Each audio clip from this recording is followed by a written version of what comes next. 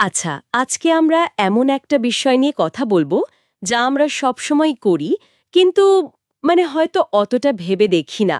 আমাদের শ্বাস-প্রশ্বাস। প্রতি মুহূর্তের কাজ। হ্যাঁ, কিভাবে এই সাধারণ কাজটা আমাদের বাঁচিয়ে রাখছে। আমাদের কাছে মানব শ্বসনতন্ত্র নিয়ে লেখা কিছু বায়োলজির টেক্সট আছে। আমরা এর একটু গভীরে গিয়ে বোঝার চেষ্টা করব ঠিক কি ঘটে চলেছে ভেতরে। ঠিক। আমাদের লক্ষ্য হবে ওই পাঠ্য থেকে আসল জিনিসগুলো বের করে আনা, শরীর কিভাবে অক্সিজেন নেয়, কার্বন ডাই অক্সাইড বের করে দেয়, কোন অঙ্গগুলো জড়িত, আর পুরো সিস্টেমটা কিভাবে এত নিখুঁতভাবে কন্ট্রোলড হয়। এটা শুধু বাতাস নেয়ার ছাড়া নয়, এর পেছনে দারুণ একটা ইঞ্জিনিয়ারিং আছে। একদম। যেমন ধরুন, পাঠ্যের শুরুতেই বলছে বুকে হাত রাখলে যে ওঠানামা অনুভব করি আমরা। হ্যাঁ, ওই অনুভূতিটা। সেটাই তো শুরু। চলুন ওই ফিজিক্যাল অনুভূতি থেকে শুরু করে এর ভেতরের বেশ জটিল কিন্তু ইন্টারেস্টিং বিজ্ঞানটা নিয়ে কথা বলি। তো প্রথমেই আসি, কেন এই শ্বাস নেওয়াটা জরুরি। টেক্সট বলছে আমাদের সেলের কোষের শক্তি তৈরির জন্য অক্সিজেন লাগে। অবশ্যই। এই অক্সিজেনটা আসে গ্লুকোজ বা অন্য সরল খাবার কণা ভেঙে, আর এই প্রসেসেই আবার কার্বন ডাই অক্সাইড তৈরি হয়, যেটা শরীরের জন্য ঠিক ভালো নয়। বর্জ্য পদার্থ। তাহলে সহজ কথায় বললে শ্বাস নেওয়া হলো ভালো জিনিস অক্সিজেন নেওয়া, আর খারাপ জিনিস কার্বন ডাই অক্সাইড বের করে দেওয়া। এই তো একদম, এটাই মূল বিনিময় ব্যবস্থা। আর এই ব্যবস্থাটা কিন্তু কন্টিনিউয়াসলি চলতে হয়। কোষগুলোকে বাঁচিয়ে রাখতে, কাজ করাতে গেলে অবিরাম অক্সিজেন সাপ্লাই চাই, আর তৈরি হওয়া কার্বন ডাই অক্সাইডটাকেও খুব তাড়াতাড়ি সরাতে হবে। অনেকটা কারখানার মতো, তাই না? কাঁচামাল লাগবে, বর্জ্য সরাতে হবে। ঠিক তাই। কাঁচামাল হলো অক্সিজেন, বর্জ্য হলো কার্বন ডাই অক্সাইড। কিন্তু সব প্রাণীর তো আর আমাদের মতো ফুসফুস নেই। পাঠ্য অনুযায়ী বিভিন্ন প্রাণীর শ্বাস নেওয়ার ধরন কিন্তু বেশ আলাদা। হ্যাঁ, অনেক ভ্যারিয়েশন আছে। যেমন ধরুন স্পঞ্জ বা কেঁচো, ওরা তো ত্বক ব্যবহার করে। পতঙ্গদের আবার শ্বাসনালীর একটা নেটওয়ার্ক থাকে, ট্র্যাকিয়াল ও সিস্টেম যাকে বলে। হ্যাঁ, মাছেরা ফুলকার সাহায্যে শ্বাস নেয়, আর আমরা স্থলচর মেরুদণ্ডীরা ফুসফুস ব্যবহার করি। এমনকি ব্যাঙের মতো উভচররা, ওরা তো ত্বক দিয়েও শ্বাস নিতে পারে। এই যে বৈচিত্র্য, এটা আসলে পরিবেশের সাথে মানিয়ে নেওয়ার দারুণ উদাহরণ। এটা আমাদের বুঝতে সাহায্য করে যে মানুষের শ্বসনতন্ত্র ফুসফুস, এটা ডাঙায় বেঁচে থাকার জন্য কতটা স্পেশালাইজড একটা অঙ্গ। তাহলে এবার আমাদের এই স্পেশাল সিস্টেমটার গঠনটা একটু দেখি। বাতাস ঢোকার রাস্তাটা কেমন? টেক্সট বলছে বাতাস নাক দিয়ে ঢোকে, তারপর একটা কমন প্যাসেজ আছে, গলবিল। ফ্যারিংস। হ্যাঁ, ফ্যারিংস। সেখান হয়ে স্বরযন্ত্রে যায়। এই গলবিল দিয়েই তো আবার খাবারও নামে। ঠিক। আর ঠিক ওই জায়গাতে এপিগ্লটিস নামে একটা ঢাকনার মতো জিনিস থাকে। ও আচ্ছা। ওটা খাবার গেলার সময় শ্বাসনালীর মুখটা বন্ধ করে দেয়, যাতে খাবার ভুল করে ফুসফুসে না চলে যায়। খুব জরুরি একটা মেকানিজম। এরপর বাতাস যায় শ্বাসনালীতে, ট্রাকিয়াতে। ওটা বুকের মাঝখান পর্যন্ত নেবে, তারপর দুটো ভাগে ভাগ হয়ে যায়, ডান আর বাম ব্রঙ্কাই। আর এগুলো কি নরম পাইপের মতো? না, ঠিক নরম না। শ্বাসনালী আর ব্রঙ্কাইগুলো তরুণাস্থি বা কার্টিলেজের রিং দিয়ে তৈরি। তবে রিংগুলো কিন্তু পুরো গোল নয়, পেছনের দিকে অসম্পূর্ণ। আচ্ছা, কেন? এটা খুব ইন্টারেস্টিং। এই রিংগুলো শ্বাসনালী বা ব্রঙ্কাইকে চুপসে যাওয়া থেকে বাঁচায়, একটা সাপোর্ট দেয়, অনেকটা ভ্যাকিউম ক্লিনারের পাইপের মতো, যাতে ভেতরের বাতাস টানলেও পাইপটা চ্যাপ্টা না হয়ে যায়। চমৎকার উপমা। হ্যাঁ, অনেকটা সেরকমই। আর পেছনের দিকটা অসম্পূর্ণ থাকায় খাদ্যনালী যেটা ঠিক পেছনে থাকে, সেটা খাবার নামার সময় একটু প্রসারিত হতে পারে। ও, দারুণ ডিজাইন তো। এরপর এই ব্রঙ্কাইগুলো আরও অনেক শাখা প্রশাখায় ভাগ হতে থাকে, ব্রঙ্কিওলস, আর শেষে একেবারে ছোট ছোট পাতলা দেওয়ালের থলির মতো অ্যালভিওলাইতে পৌঁছায়। এই অ্যালভিওলাইতেই আসল কাজটা হয়, তাই তো? Gas exchange. একদম, এখানেই গ্যাস বিনিময় হয়। এই পুরো রাস্তাটা নাক থেকে অ্যালভিওলাই পর্যন্ত, এটাকে আমরা দুটো ভাগে ভাগ করতে পারি। কি কি ভাগ? একটা হলো পরিবাহী অংশ। এর কাজ হলো বাতাস বয়ে আনা, ফিল্টার করা, একটু গরম করা আর আর্দ্র করা, বাতাসটাকে ফুসফুসের জন্য তৈরি করা। আচ্ছা। আর দ্বিতীয়টা হলো বিনিময় অংশ, মূলত এই অ্যালভিওলাইগুলো, যেখানে বাতাস আর রক্তের মধ্যে গ্যাস আদান প্রদান হয়। এই অ্যালভিওলাইগুলো ধরুন আঙুরের থোকার মতো ফুসফুসের ভেতরে সাজানো থাকে। আর ফুসফুস দুটো থাকে আমাদের বুকের খাঁচায়। হ্যাঁ, থোরাসিক ক্যাভিটি বা বক্ষ গহ্বরে। এটা পাঁজর, মেরুদণ্ড, স্টার্নাম মানে বুকের মাঝখানের হাড় আর নিচের দিকে ডায়াফ্রাম পেশি দিয়ে তৈরি একটা এয়ারটাইট চেম্বারের মতো। সুরক্ষিত কুঠুরি। হ্যাঁ, ফুসফুসগুলো আবার প্লুরা নামে একটা দুটো লেয়ারের পর্দা দিয়ে ঢাকা থাকে, যার মধ্যে এক ধরনের ফ্লুইড থাকে, প্লুরাল ফ্লুইড। এটার কাজ কি? এটা ঘর্ষণ কমায়। ফুসফুস যখন ফুলে বা চুপসে যায় তখন যাতে বুকের খাঁচার ভেতরের দেওয়ালে ঘষা না লাগে, খুব মসৃণভাবে কাজটা হয়। আর একটা মজার ব্যাপার হলো, বক্ষ গহ্বরের আয়তন যদি বাড়ে বা কমে, ফুসফুসের আয়তনও ঠিক সেভাবেই বদলায়। কারণ ফুসফুসটা তো সরাসরি বাইরের বাতাসের সাথে যুক্ত নয়, কিন্তু বক্ষ গহ্বরের সাথেই লাগানো থাকে। আচ্ছা, এই আয়তন বদলানোটা, এটাই কি শ্বাস নেওয়ার মূল কৌশল? একদম, এটাই আমরা একটু পরেই দেখব। তার আগে পাঠ্যে শ্বসন প্রক্রিয়াকে 5টা ধাপে ভাগ করা হয়েছে, সেটা একটু বলে নিই। হ্যাঁ, বলুন। সংক্ষেপে বললে, 1. ফুসফুসে বাতাস আনা নেওয়া মানে ভেন্টিলেশন। 2. অ্যালভিওলাইতে গ্যাসের ব্যাপন মানে ডিফিউশন। 3. রক্তের মাধ্যমে গ্যাসের পরিবহন, ট্রান্সপোর্ট। হ্যাঁ। 4. রক্ত আর টিস্যুর মধ্যে গ্যাসের ব্যাপন। আর 5 নম্বর ধাপটা হলো কোষে অক্সিজেনের ব্যবহার আর তার ফলে কার্বন ডাইঅক্সাইড তৈরি হওয়া, মানে সেলুলার রেসপিরেশন। আচ্ছা। আমরা মূলত প্রথম 4টে ধাপ নিয়েই বেশি কথা বলবো, কারণ 5 নম্বর ধাপটার ওটা সেল বায়োলজির একটা বড় অংশ। ঠিক আছে, তাহলে প্রথম ধাপ ফুসফুসে বাতাস আনা নেওয়া, এটা কিভাবে হয়? আপনি বলছিলেন বক্ষ গহ্বরের আয়তন পরিবর্তনের কথা। হ্যাঁ, পুরো ব্যাপারটা চলে চাপের পার্থক্যের উপর ভিত্তি করে, মানে প্রেশার গ্রেডিয়েন্ট। বাতাস সবসময় মানে বেশি চাপ থেকে কম চাপের দিকে যায়। ঠিক। যখন আমরা শ্বাস নিই মানে প্রশ্বাস বা ইন্সপিরেশন, তখন ডায়াফ্রাম পেশিটা, যেটা বুকের খাঁচার নিচে থাকে, ওটা সংকুচিত হয়ে নিচের দিকে নামে। মানে পেটটা একটু ফোলা লাগে। হ্যাঁ, আর পাঁজরের মাঝের পেশিগুলো মানে এক্সটার্নাল ইন্টারকস্টাল মাসল, ওগুলো সংকুচিত হয়ে পাঁজরগুলোকে উপরের দিকে আর বাইরের দিকে টেনে তোলে। আচ্ছা। এর ফলে বুকের খাঁচার ভেতরের আয়তন বেড়ে যায়, সামনে পেছনে আর উপর নিচে দুই দিকেই বাড়ে। বুকের খাঁচার আয়তন বাড়লে তাহলে ফুসফুসের আয়তনও বাড়ে, কারণ ওরা তো একসাথেই আছে। একদম। ফুসফুসের আয়তন যেই বাড়ল, ভেতরের বাতাসের চাপ বাইরের বাতাসের চাপের চেয়ে কমে গেল, মানে একটা নেগেটিভ প্রেশার তৈরি হলো। ঠিক। ইন্ট্রাপালমোনারি প্রেশার অ্যাটমসফিয়ারিক প্রেশারের চেয়ে কমে যায়, আর তখনই বাতাস মানে বাইরের হাওয়া হুশ করে ভেতরে ঢুকে পড়ে। এটাই প্রশ্বাস। বাহ। আর নিঃশ্বাস বা শ্বাস ছাড়া? নিঃশ্বাস বা এক্সপিরেশনটা সাধারণত একটু প্যাসিভ, মানে ইন্সপিরেশনের জন্য যে পেশিগুলো সংকুচিত হয়েছিল সেগুলো শিথিল হয়ে যায়, ডায়াফ্রাম উপরে উঠে আসে, পাঁজরগুলোর নিচে নেমে আসে। তাতে বুকের খাঁচার আয়তন কমে যায়। হ্যাঁ, বুকের খাঁচার আয়তন কমে, ফলে ফুসফুসের ওপরও চাপ পড়ে, ফুসফুসের আয়তন কমে। ভেতরের বাতাসের চাপ তখন বাইরের বাতাসের চাপের চেয়ে সামান্য বেড়ে যায় আর বাতাস বেরিয়ে যায়। এটা তাহলে আপনা আপনিই হয়, মানে পেশি শিথিল হলেই হয়ে যায়। স্বাভাবিক নিঃশ্বাসটা এভাবেই হয়, তবে আমরা তো ইচ্ছে করলে জোরে শ্বাস ছাড়তে পারি, তাই না? হ্যাঁ, যেমন ফু দেওয়ার সময়। তখন কিন্তু পেটের পেশিগুলো আর ইন্টারনাল ইন্টারকস্টাল পেশিগুলো কাজে লাগে, ওগুলো আরও জোর করে বুকের খাঁচাটাকে ছোট করে দেয়। আচ্ছা, স্বাভাবিক অবস্থায় আমরা মিনিটে কতবার শ্বাস নিই? সাধারণত 12 থেকে 16 বার। এটা অবশ্য বয়স, শারীরিক অবস্থা এগুলোর উপর নির্ভর করে। আর কতটা বাতাস নিচ্ছি বা ছাড়ছি সেটা স্পাইরোমিটার নামে একটা যন্ত্র দিয়ে মাপা যায়। ও, স্পাইরোমিটার। এটা কি টেস্টের জন্য ব্যবহার হয়? হ্যাঁ, ফুসফুসের কার্যকারিতা মানে লাং ফাংশন টেস্টে এটা খুব জরুরি একটা টুল। এই বাতাসের পরিমাপগুলো নিয়েও তো পাঠ্যে বেশ কিছু টর্ম আছে, যেমন টাইডাল ভলিউম। হ্যাঁ, টাইডাল ভলিউম বা টিভি হলো একবারে স্বাভাবিকভাবে যে পরিমাণ বাতাস আমরা নিই বা ছাড়ি, এটার পরিমাণ খুব বেশি না, প্রায় 500 মিলিলিটার। মাত্র 500 মিলি? মনে হয় যেন অনেক বাতাস নিই। মনে হয়, কিন্তু ফুসফুসের ক্ষমতা এর চেয়ে অনেক বেশি। আমরা স্বাভাবিক শ্বাস নেওয়ার পর ইচ্ছে করলে আরও অনেকটা বাতাস কিন্তু জোরে টেনে নিতে পারি। ও আচ্ছা। এটাকে বলে ইন্সপিরেটরি রিজার্ভ ভলিউম বা আইআরভি।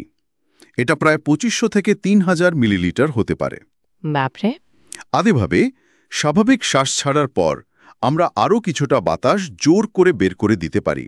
সেটা হলো এক্সপিরেটরি রিজার্ভ ভলিউম বা ইআরভি, প্রায় 1000 থেকে 1100 মিলিলিটার। তার মানে ফুসফুস থেকে সব বাতাস কখনোই বেরিয়ে যায় না? না, কখনোই না। জোর করে শ্বাস ছাড়ার পরেও কিছুটা বাতাস ফুসফুসে সবসময় থেকে যায়। এটাকে বলে রেসিজুয়াল ভলিউম বা আরভি। এটা প্রায় 1100 থেকে 1200 মিলিলিটার। এটা থাকার কারণ কি? এটা জরুরি, কারণ ফুসফুসগুলো তাহলে পুরোপুরি চুপসে যায় না, আর গ্যাস বিনিময়টাও, মানে নিঃশ্বাসের সময়ও কিছুটা চলতে থাকে। আচ্ছা, এই বিভিন্ন ভলিউমগুলো যোগ করে নাকি ফুসফুসের ক্যাপাসিটি মাপা হয়? ঠিক, যেমন ইন্সপিরেটরি ক্যাপাসিটি আইসি হল স্বাভাবিক শ্বাস ছাড়ার পর সর্বোচ্চ কতটা বাতাস নেওয়া যায়, মানে টিভি প্লাস আইআরভি। হুম। এক্সপিরেটরি ক্যাপাসিটি ইসি হল স্বাভাবিক শ্বাস নেওয়ার পর সর্বোচ্চ কতটা ছাড়া যায়, মানে TV plus ERV. Functional residual capacity FRC হল স্বাভাবিক শ্বাস ছাড়ার পর যে বাতাসটা ফুসফুসে থাকে, মানে ইআরভি প্লাস আরভি। এটা হলো বিশ্রামের সময় ফুসফুসের স্বাভাবিক অবস্থা। আর ভাইটাল ক্যাপাসিটি, এটা খুব শোনা যায়। হ্যাঁ, ভাইটাল ক্যাপাসিটি বা ভিসি খুব গুরুত্বপূর্ণ। এটা হলো সর্বোচ্চ চেষ্টা করে শ্বাস নেওয়ার পর সর্বোচ্চ চেষ্টা করে যে পরিমাণ বাতাস ছাড়া যায়, মানে IRV plus TV plus ERV. এটা ফুসফুসের কার্যকর ক্ষমতার একটা ভালো পরিমাপ। আর total lung capacity? Total lung capacity বা টিএলসি হল ফুসফুসের মোট ধারণা ক্ষমতা, মানে ভাইটাল ক্যাপাসিটি আর রেসিডুয়াল ভলিউম যোগ করলে যা হয় ভিসি প্লাস আরভি, অথবা সব ভলিউমগুলো যোগ করে IRV plus TV plus ERV plus RV. এই পরিমাপগুলো কি ডাক্তারদের জন্য গুরুত্বপূর্ণ? খুব গুরুত্বপূর্ণ। এগুলো দেখে ফুসফুসের রোগ নির্ণয় করা যায়, রোগের তীব্রতা বোঝা যায়। যেমন ধরুন অ্যাজমা বা এমফাইসিমাতে এই ভলিউম আর ক্যাপাসিটিগুলো বদলে যায়। আচ্ছা, বুঝলাম। এবার আসি গ্যাস বিনিময়ের মূল জায়গায়, মানে অ্যালভিওলাইতে। পাঠ্য বলছে এটা সিম্পল ডিফিউশন বা সরল ব্যাপন প্রক্রিয়ায় হয়, চাপের পার্থক্যের কারণে। ব্যাপারটা একটু সহজ করে বলবেন? অবশ্যই, এখানে আংশিক চাপ বা পার্শিয়াল প্রেশার ধারণাটা খুব জরুরি। Partial pressure? হ্যাঁ, ধরুন বাতাসে তো শুধু অক্সিজেন নেই, নাইট্রোজেন, কার্বন ডাই অক্সাইড, আরও অনেক গ্যাস আছে। এই গ্যাস মিশ্রণের মধ্যে প্রত্যেকটা গ্যাস আলাদাভাবে যে চাপ দেয় সেটাই তার আংশিক চাপ। আমরা এটাকে PO2 অক্সিজেনের আংশিক চাপ, PCO2 কার্বন ডাই অক্সাইডের আংশিক চাপ এভাবে লিখি। আচ্ছা। গ্যাস সবসময় তার নিজের বেশি আংশিক চাপযুক্ত জায়গা থেকে কম আংশিক চাপযুক্ত জায়গার দিকে যায়। এটাই ব্যাপনের মূল নিয়ম। তার মানে অ্যালভিওলাইতে অক্সিজেনের আংশিক চাপ বেশি আর সেখানে আসা রক্তে কম, তাই অক্সিজেন রক্তে যায়। একদম। অ্যালভিওলাইতে আসা তাজা বাতাসে PO2 থাকে প্রায় 104 mmHg, কিন্তু শিরা থেকে ফুসফুসে আসা রক্তে ডিঅক্সিজেনেটেড ব্লাড PO2 অনেক কম, মাত্র 40 mmHg। ও, অনেক তফাৎ। হ্যাঁ, এই বড় চাপের পার্থক্যের জন্যই অক্সিজেন খুব সহজে অ্যালভিওলাইয়ের পাতলা দেয়াল ভেদ করে রক্তে চলে যায়।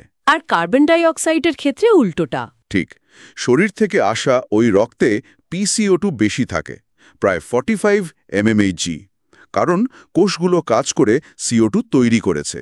কিন্তু অ্যালভিওলাইয়ের বাতাসে PCO2 কম, মাত্র 40 mmHg। তাহলে CO2 রক্ত থেকে বেরিয়ে অ্যালভিওলাইয়ের বাতাসে চলে আসে। হ্যাঁ, এই চাপের পার্থক্য বা গ্রেডিয়েন্টেই গ্যাস বিনিময়ের চালিকা শক্তি। ফুসফুসে অক্সিজেন রক্তে ঢোকে, CO2 বেরিয়ে যায়। আবার শরীরের টিস্যুতে গিয়ে ঠিক উল্টোটা হয়। টিস্যুতে কেমন হয়? টিস্যুতে কোষগুলো অক্সিজেন ব্যবহার করছে, তাই সেখানে PO2 কম, 40 mmHg-এরও কম হতে পারে। কিন্তু রক্ত সেখানে অক্সিজেন নিয়ে গেছে, PO2 প্রায় 95 mmHg। তাই অক্সিজেন রক্ত থেকে টিস্যুতে যায়। আর CO2? টিস্যুতে কোষগুলো CO2 তৈরি করছে, তাই সেখানে PCO2 বেশি, 45 mmHg বা তার বেশি। রক্তে PCO2 কম, 40 mmHg, তাই CO2 টিস্যু থেকে রক্তে চলে আসে। পুরো সিস্টেমটা এই চাপের পার্থক্যের ওপরই চলে। আচ্ছা, আর পাঠ্যে লেখা আছে কার্বন ডাই অক্সাইড নাকি অক্সিজেনের চেয়ে অনেক বেশি দ্রবণীয়, সলিউবল।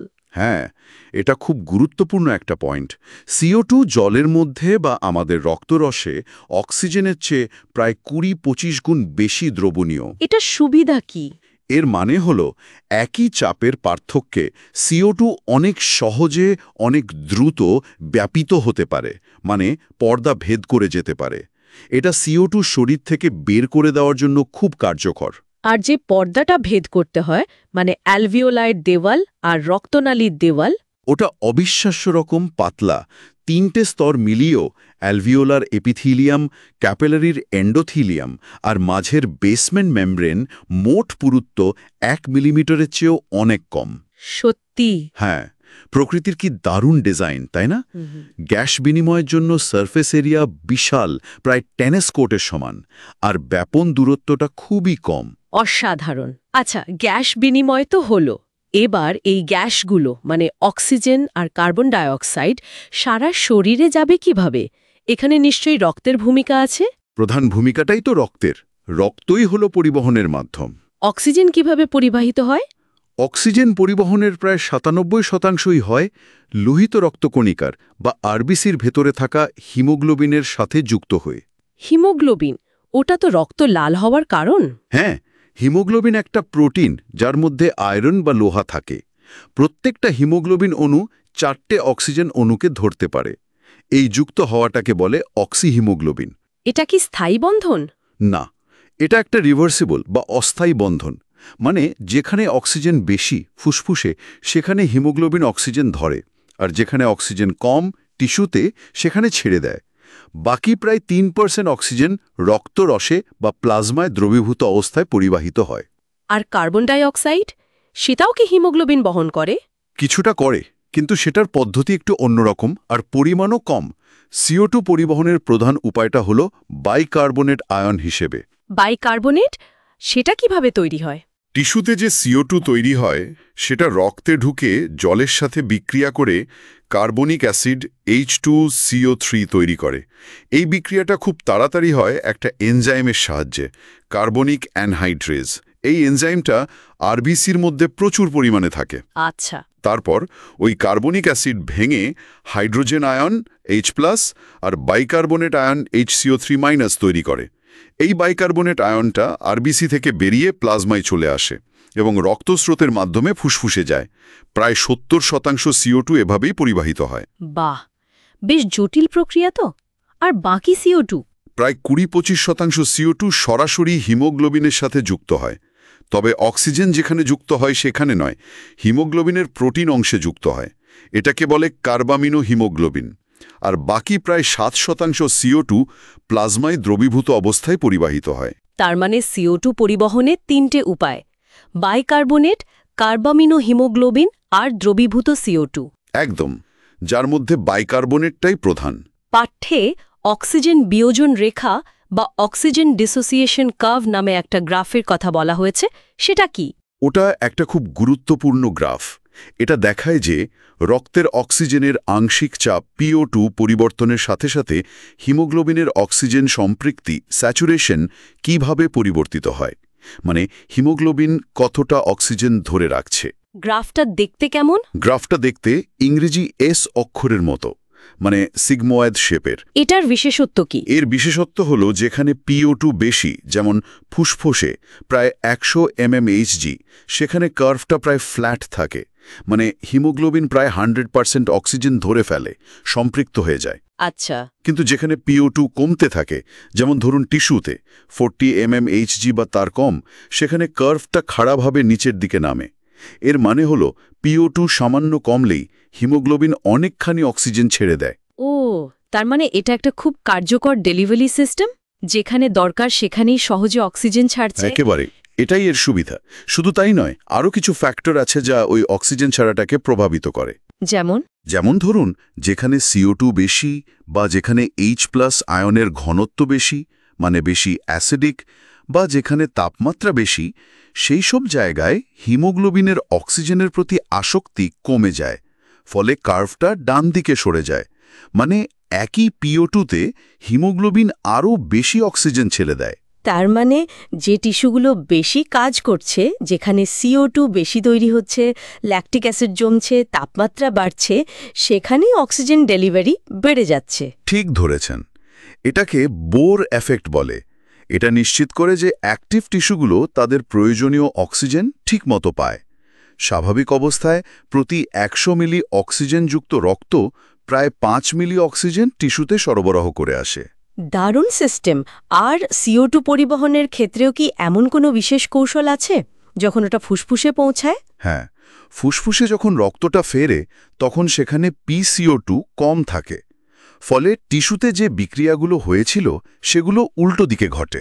মানে বাইকার্বনেট আবার CO2 তে পরিণত হয়। হ্যাঁ, বাইকার্বনেট আয়ন আরবিসিতে ঢোকে H+ আয়নের সাথে যুক্ত হয়ে কার্বনিক অ্যাসিড তৈরি করে এবং কার্বনিক অ্যানহাইড্রেজ এনজাইমের সাহায্যে সেটা ভেঙে গিয়ে CO2 আর জল তৈরি হয়। এই CO2 তখন ব্যাপন প্রক্রিয়ায় অ্যালভিওলাইতে চলে যায় এবং নিঃশ্বাসের সাথে বেরিয়ে যায়। কার্বামিনোহিমোগ্লোবিন থেকেও CO2 আলাদা হয়ে যায়। হ্যাঁ, সেটাও হয়। ফুসফুসের পরিবেশে হিমোগ্লোবিনের CO2 এর প্রতি আসক্তি কমে যায়। প্রতি 100 মিলি ডিঅক্সিজেনেটেড রক্ত প্রায় 4 মিলি CO2 অ্যালভিওলাইতে পৌঁছে দেয়। পুরো ব্যাপারটা তো খুব সুন্দরভাবে নিয়ন্ত্রিত মনে হচ্ছে। আমরা যে মিনিটে 12 থেকে 16 বার নিয়মিত শ্বাস নিচ্ছি, এই ছন্দটা কে বা কারা নিয়ন্ত্রণ করে? এটা তো আমরা সচেতনভাবে করি না। না, এটা মূলত অটোমেটিক। এর নিয়ন্ত্রণ কেন্দ্র রয়েছে আমাদের মস্তিষ্কে, ব্রেইন স্টেমে, বিশেষ করে মেডুলা অবলঙ্গাততে। মেডুলায়? হ্যাঁ, মেডুলায় একটা বিশেষ অংশ আছে যেটাকে বলে রেসপিরেটরি রিদম সেন্টার। এটাই শ্বাসের মূল ছন্দটা তৈরি করে, মানে ইন্সপিরেশন আর এক্সপিরেশনের প্যাটার্নটা। শুধু মেডুলায় কি নিয়ন্ত্রণ করে? না, পন্স অঞ্চলেও আরেকটা কেন্দ্র আছে, নিউমোট্যাক্সিক সেন্টার। এটার কাজ হলো রিদম সেন্টারের কাজকে কিছুটা মডিফাই করা। যেমন এটা ইন্সপিরেশনের সময়কালকে নিয়ন্ত্রণ করতে পারে, ফলে শ্বাসের হার বা রেট পরিবর্তিত হয়। কিন্তু শরীর কিভাবে বোঝে যে কখন শ্বাসের গতি বাড়াতে হবে বা কমাতে হবে? যেমন দৌড়ালে তো শ্বাস বেড়ে যায়। খুব ভালো প্রশ্ন। এর জন্য রয়েছে কেমিক্যাল সেন্সর, মানে রাসায়নিক সংবেদী গ্রাহক। কোথায় থাকে এগুলো? একটা থাকে মেডিউলাতেই, রিদম সেন্টারের কাছে। এটাকে বলে কেমোসেন্সিটিভ এরিয়া। এটা মূলত রক্তে বা সেরিব্রোস্পাইনাল ফ্লুইডে CO2 আর H+ আয়নের ঘনত্ব বেড়ে গেলে খুব সংবেদনশীল হয়ে ওঠে। আচ্ছা। এছাড়াও আমাদের গলার কাছে ক্যারোটিড আর্টারি আর বুকের ভেতরে অ্যাওটিক আর্চে কিছু পেরিফেরাল কিমোরিসেপ্টর থাকে। এগুলো রক্তে CO2 আর H+ আয়নের পরিবর্তন বুঝতে পারে। কিছুটা অক্সিজেনের পরিবর্তনও বুঝতে পারে, তবে CO2 আর H+ এর প্রতি সংবেদনশীলতা অনেক বেশি। তাহলে যখন আমরা ব্যায়াম করি তখন শরীরে CO2 আর H+ বেড়ে যায়? ঠিক। আর এই বেড়ে যাওয়াটা ওই সেন্সরগুলো ডিটেক্ট করে। তারা তখন সিগন্যাল পাঠায় রেসপিরেটরি রিদম সেন্টারে। সিগন্যাল পেয়ে সেন্টার কি করে? সেন্টার তখন শ্বাসের গতি, মানে রেট, এবং গভীরতা, মানে ডেপথ, দুটোই বাড়িয়ে দেয়, যাতে তাড়াতাড়ি অতিরিক্ত CO2 শরীর থেকে বেরিয়ে যেতে পারে এবং H+ আয়নের ঘনত্ব স্বাভাবিক অবস্থায় ফিরে আসে। তার মানে শ্বসন নিয়ন্ত্রণে কার্বন ডাই অক্সাইড আর H+ আয়নের ভূমিকাই প্রধান, অক্সিজেনের নয়। হ্যাঁ, স্বাভাবিক অবস্থায় তাই। অক্সিজেনের মাত্রার ভূমিকাটা তুলনামূলকভাবে বেশ কম, প্রায় নগণ্যই বলা চলে। শরীর মূলত CO2 আর pH লেভেল ঠিক রাখার জন্যই শ্বসন নিয়ন্ত্রণ করে। এটা তো বেশ ইন্টারেস্টিং। আমি ভাবতাম অক্সিজেনের জন্যই বুঝি শ্বাস বাড়ে কমে। সাধারণ ধারণা সেটাই, কিন্তু ফিজিওলজিটা একটু অন্যরকম। আচ্ছা, কিন্তু সবসময় তো সব ঠিকঠাক চলে না। শ্বসনতন্ত্রে কি ধরনের সমস্যা বা রোগ হতে পারে? পাঠ্যে কয়েকটার উল্লেখ আছে। হ্যাঁ, বেশ কিছু রোগ হতে পারে, যেমন অ্যাজমা বা হাঁপানি। এটাতে ব্রঙ্কাই আর ব্রঙ্কিওলগুলোতে প্রদাহ বা ইনফ্লামেশন হয়। ফলে কি হয়? শ্বাসনালীগুলো সরু হয়ে যায়, মিউকাস জমে। ফলে শ্বাস নিতে কষ্ট হয়, বুকে শাঁসা শব্দ, উইজিং হয়। এটা সাধারণত অ্যালার্জি বা অন্য কোনো উত্তেজক পদার্থের কারণে হতে পারে।